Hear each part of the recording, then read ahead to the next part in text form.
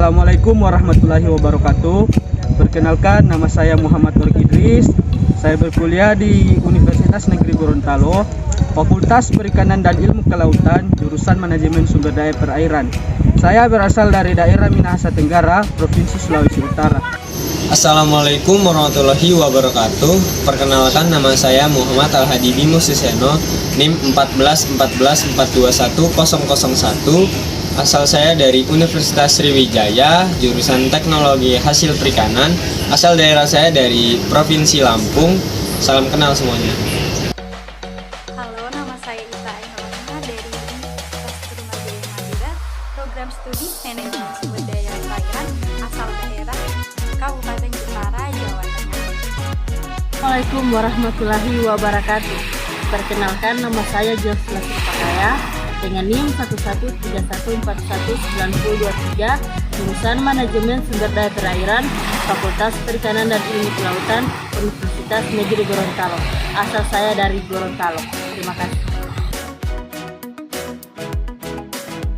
Pesisir merupakan wilayah peralihan antara darat dan laut, yang bagian lautannya masih dipengaruhi oleh aktivitas daratan seperti sedimentasi dan aliran air tawar, dan bagian daratannya masih dipengaruhi oleh aktivitas lautan seperti pasang surut, angin laut, dan perembasan air asin.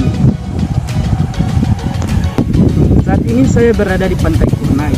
Pantai Kurnai sendiri merupakan pantai yang unik, apalagi dari namanya saja saya akan mengingat akan salah satu animasi Jepang. Pantai yang satu ini terletak di Bone Bolango, Gorontalo, di mana ia memiliki kawasan laut dan pantai yang begitu indah. Selain itu, terdapat berbagai keunikan di sini, sehingga pengunjung pun bisa puas eksplor keindahan Indonesia. Mulai dari keunikan, kegiatan menarik, hingga tiket masuk di wisata pantai Bone Bolango akan diulas di sini. Untuk Anda yang sedang merencanakan liburan seperti destinasi wisata pantai, berikut bisa memuaskan dahaga petualangan. Bagaimana tidak, lokasinya yang sungguh strategis ditambah penampakan alam luar biasa yang membuat siapapun terpana.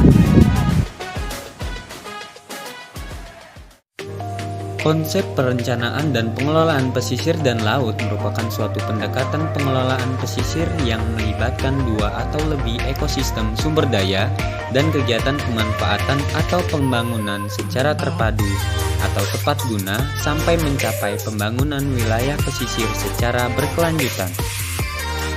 Rencana pengelolaan wilayah pesisir dan laut merupakan proses-proses yang tentunya dirangkai sebelum melakukan sesuatu untuk dicapai dalam mengidentifikasi isu serta permasalahan pesisir dan laut sekaligus dapat memberikan solusi di masa mendatang.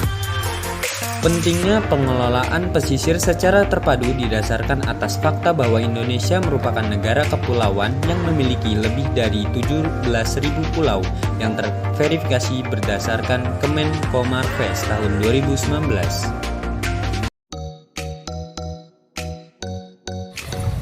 Selanjutnya yakni isu-isu mengenai wilayah pesisir dan laut. Salah satu isunya yakni mengenai sampah yang ada di sekitar wilayah pesisir dan laut. Lebih dari 300 juta ton plastik diproduksi setiap tahunnya, dan dari plastik tersebut hanya terpakai sekali saja. Dalam suatu penelitian menunjukkan bahwa jika sampah plastik dibiarkan 175 juta ton plastik per tahunnya, maka sampah tersebut dapat memasuki wilayah pesisir pada tahun 2025 yang akan datang. Suatu fakta bahwa 8 juta ton plastik telah memasuki seluruh wilayah pesisir yang ada di dunia. Plastik tidak bisa membusuk di alam. Plastik hanya dapat terurai menjadi serpihan-serpihan kecil. Sampah dapat membunuh biota yang ada di laut dan mengancam lebih dari 800 spesies biota. Racun plastik yang dimakan biota apabila dikonsumsi manusia, maka racun tersebut akan berpindah ke manusia juga. Selain mengancam biota, sampah plastik juga dapat mengancam ekosistem yang ada di sekitar pesisir dan laut. Salah satu ekosistemnya yakni ekosistem terumbu karang, lamun, maupun mangrove. Sampah-sampah plastik biasanya menutupi akar yang ada di mangrove dan dapat menyebabkan bleaching atau pemutihan karang. Baik, selanjutnya beberapa dampak yang dapat ditimbulkan oleh sampah plastik di perairan, pesisir, dan laut. Yang pertama, hewan laut terkontaminasi oleh sampah. Ikan dan binatang laut lain mengandalkan insting untuk makan. Jika banyak sampah plastik yang bermuara di laut, bisa saja potongan plastik termakan. Plastik tidak akan bisa dicerna dan mengendap di dalam tubuhnya. Belum lagi, kandungan kimia dari plastik juga berbahaya bagi ikan laut. Lalu, bagaimana saat ikan laut dimakan oleh manusia? Plastik bisa saja secara tidak sengaja ikut termakan dan tidak dapat dicerna tubuh. Nah, bahayanya bukan hanya bisa membahayakan ekosistem ikan laut, tapi juga merusak rantai makanan. Sampah plastik sangat merusak lingkungan sekaligus mencederai ekologi dan lingkungan daratan maupun lautan, sehingga kebersihan dan ekosistem perairan darat maupun laut rusak.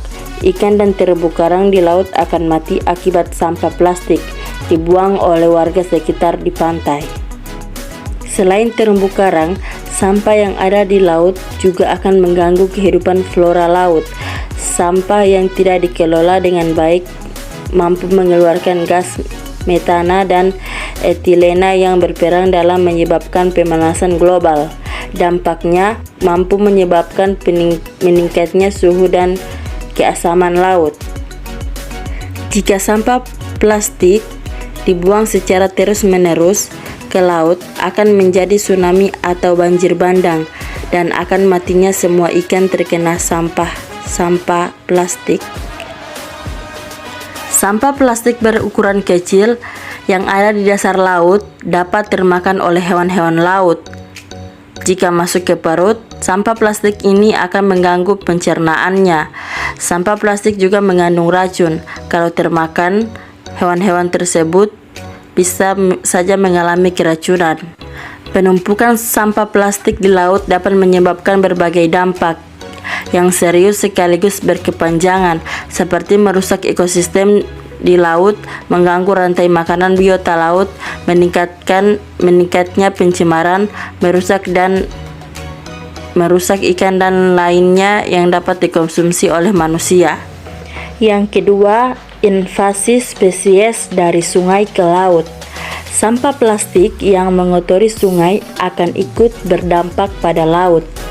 Ikan air tawar yang tidak nyaman berada di sungai akan terus menyusuri perairan hingga mencapai laut. Hal ini akan mengubah ekosistem laut dengan adanya spesies baru. Masalah akan semakin parah karena tidak semua ikan yang bisa hidup di air tawar juga bisa bertahan hidup di laut. Yang ketiga, membahayakan nelayan. Material plastik dibuat dengan bahan yang fleksibel dan juga kokoh. Bahan baku yang digunakan bisa mengotori perairan dan bahkan menjadi lautan sampah. Hal ini bisa membuat kapal nelayan tersangkut saat berlayar.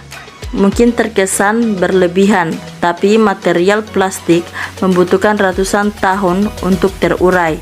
Tanpa terasa, sudah ada jutaan ton sampah plastik yang tergenang di dasar laut.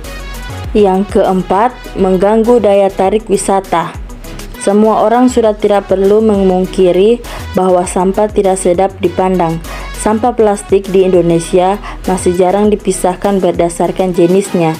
Hal ini membuat bau tidak sedap karena sampah plastik bercampur dengan sampah organik. Bayangkan saja, jika ada turis yang berkunjung, tentu daerah tersebut menjadi tak nyaman untuk dikunjunginya lagi.